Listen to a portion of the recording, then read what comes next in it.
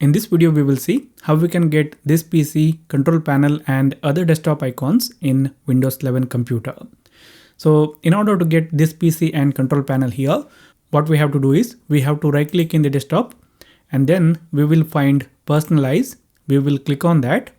It will open up the personalization window and here we can find themes. We have to click on that. And then when we scroll down, we can find desktop icon settings. We will click on that. It will open up this particular window and here we can select the icons that we want.